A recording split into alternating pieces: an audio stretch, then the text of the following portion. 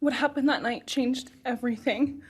Because of him, 4 beautiful,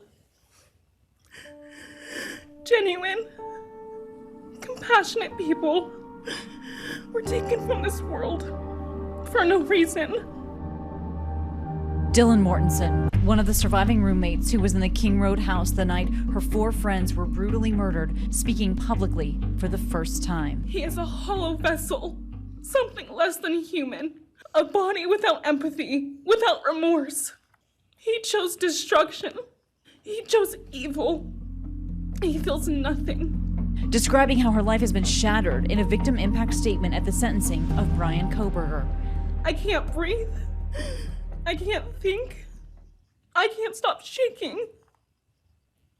All I can do is scream because the emotional pain and the grief is too much to handle. My chest feels like it's caving in. It was Dylan who saw a masked man, later identified as Kohberger, walk right past her that night. He stole parts of me I may never get back. He took the version of me who didn't constantly ask, what if it happens again? What if next time I don't survive? The loved ones of University of Idaho students Kaylee Gonzalez, Madison Mogen, Xana Kernodle, and Ethan Chapin, unflinching and unfiltered. If you hadn't attacked them in their sleep, in the middle of the night, like a pedophile, Kaylee would have kicked your ass. As they were face to face with the admitted killer. I'm shaking because I want to reach out to you, but I hope you feel my energy, okay? Go to hell. Evil does not deserve our time and attention. We are done being victims. This case gripped the nation because we're asking who, and then now we're left with the question of why. Kohberger pleaded guilty earlier this month to the gruesome November 2022 murders. The plea deal sparing him the death penalty, but sentencing him to 4 consecutive life sentences. Kaylee Gonzalez's family had hoped for the death penalty. So while I'm disappointed the firing squad won't get to take their shots at you, I'm confident that the men in prison will have their way with you in more ways than one. When Kaylee's father spoke, he physically moved the podium to directly face Kohberger, the former PhD criminology student. Police officers tell us within minutes they had your DNA, like a calling card. You were that careless, that foolish, that stupid. Master degree, you're a joke. Complete joke.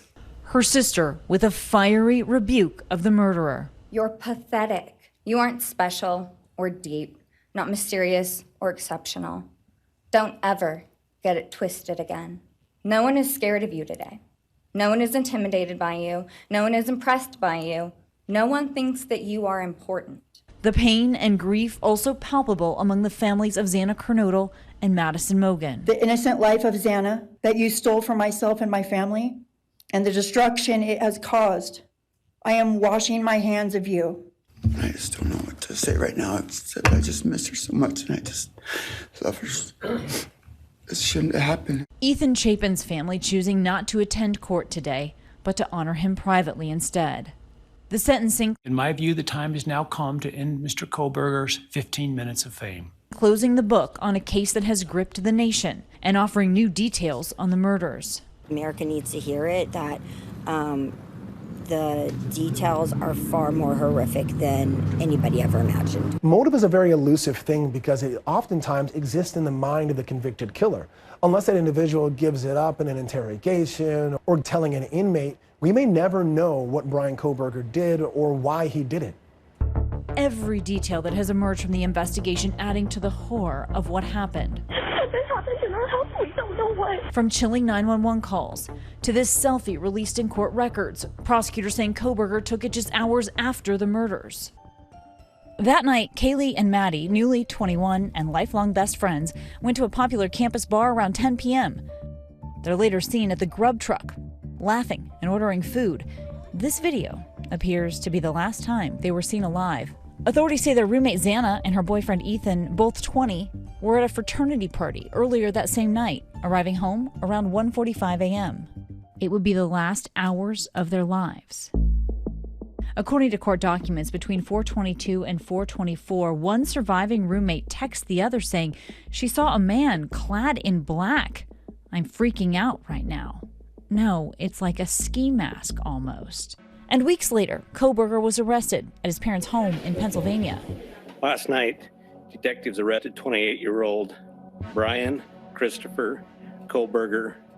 And since his arrest, prosecutors have maintained that surveillance footage, cell phone records, and DNA evidence link Kohberger to the murders. Prosecutors say they still don't know Kohberger's motive. The confessed killer not shedding any light when given the chance to speak in court. All right, Mr. Kohberger, you have an opportunity to make a statement if you wish to. I take it you are declining. I respectfully decline. Olivia Gonzalez, Kaylee's older sister, asking the questions that still haunt her. Where is the murder weapon? The clothes you wore that night?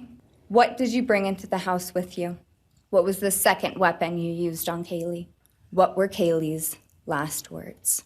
Kaylee's parents speaking to me outside court after the hearing. They said that the marks that she had was unique just to her. The other victims did not have that same striping, marking pattern. So, yeah, they did confirm that. But they also confirmed... stripy marked pattern? Yeah, she had marks on her mouth. She was stabbed over 30 times, but there was somebody who was stabbed more. We feel when people hear how atrocious this behavior is, it helps expose him. Moscow, Idaho Police Department releasing redacted reports from the case today, painting a picture of unimaginable carnage. Some of the victims unrecognizable. The coroner's report saying a lot of force was used by the suspect. Authorities today describing their efforts to track down Kohberger's still missing clothes and murder weapon. I'm curious as to where you think or believe the murder weapon is, where you think or believe the clothes Kohberger was wearing that night are, and how do you think he avoided forensics? There is no evidence that we found that would lead us to any specific, even general location as to where the murder weapon or the clothes have been, and we searched. It wasn't a lack of trying. Investigators saying they found no link on social media between him and the victims. We had every resource possible, and we worked that tirelessly, both from everything from his side, but all the victims and all the members of the house from their side. So we have never, to this date, found a single connection between him and any of the 4 victims or the 2 surviving roommates. After the hearing, the now 30-year-old could be sent to Idaho's only maximum security institution. All right, we're heading in. The prison can house over 500 of the most dangerous and volatile inmates. This is the long-term restrictive housing. The inmates here spend 23 hours a day in their cells, and when they are moved, they are restrained. The grounds surrounded by double fences and razor wire. He will be in prison with 4 consecutive life sentences, plus an additional 10 years, and never have an opportunity to see the light of day outside of a prison. And so ultimately, we all know where Brian Kohberger will die. The families of the 4 lives cut short on November 13th, 2022, finding strength in each other. Now turning to the future, but never forgetting what they've lost. For Maddie, we will continue to love and care for our family and friends, including the families of Kaylee, Santa, and Ethan. We will remain united with them. We can only hope that others out there suffering similar losses can look to us and see that we can overcome hatred, darkness, and evil.